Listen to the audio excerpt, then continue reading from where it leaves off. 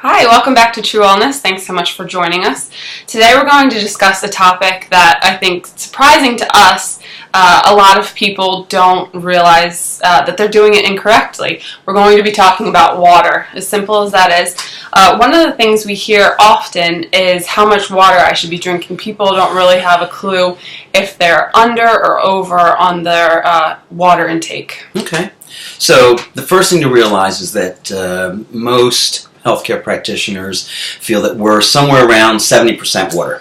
The medical community says the human body is made up of about 70% water, and it's very important in regards to the cells of our body having the correct amount of water, because all of that deals with the electrical impulses between cells and allowing electricity to move through our body, as well as keeping us hydrated and our organs hydrated and everything else. So a rule of thumb used to be you take your body weight, cut that in half. That's how many ounces of water you want to drink a day. And that's a good starting place.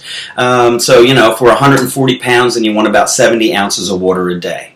And that sounds like a lot. What I have people do typically, if they're not drinking and want to slowly get back into drinking water, and water, by the way, is the only thing the body really perceives in regards to hydration. So tea dehydrates us, coffee dehydrates us, soda, because of the phosphorus in it and the bubbles, the fact that it's carbonated, actually leaches some minerals from our body as well, so the body doesn't see that in regards to hydration. So a lot of the things that we drink absolutely don't hydrate the body, they actually dehydrate the body.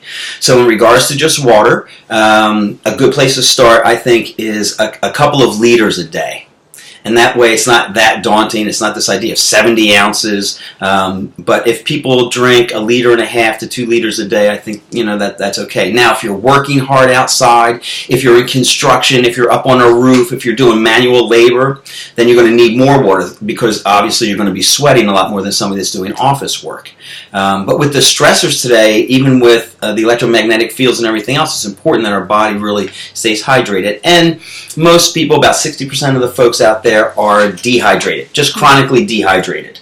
As we age, we also tend to dehydrate faster, and for whatever reason, we tend to feel that we are not as thirsty as we used to be. So older folks like me go, oh, I'm not thirsty, I'm hungry, I'm not thirsty, I'm hungry. And really what's happening is there's an area in the brain that controls our thirst and our hunger mechanism. And as we age, they actually get closer together, and there's a little bit of confusion that goes on. And instead of actually going, well, you're really thirsty, you should drink, we tend more to go, I'm hungry, I want to eat. So a lot of times I'll say to clients, if you feel like you're hungry, drink some water, drink good 8 ounces of water, and then wait 10 or 15 minutes and see if you're actually hungry or if you were just a little dehydrated. So there's a lot that goes into all of it. Yeah, and I think another thing that clients don't recognize is the different types of water. People just think water is water, right. But there's a lot of preferences.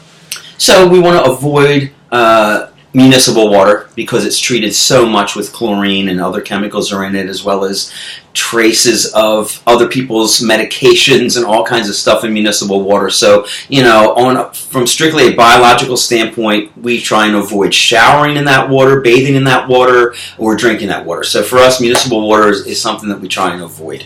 I know some folks use different kinds of filters, and you want to absolutely make sure that you do your research on filters, because the important thing in regards to water filters is how much time the water is in contact with the media of the filter. So, for instance, if I have a little tiny filter that screws onto my sink, and I turn that on and the water kind of runs through it real fast, and that's really just filtering chlorine primarily to change the taste. It doesn't do anything for the other substances that are in the water. Right. So you really need a filter that has some good contact time. So some top of the counter filters and under the counter filters and whole home filters, if you look into some companies, there's some good ones out there. And you want a multi-filter with more than one media that's going to have a lot of contact time with the water.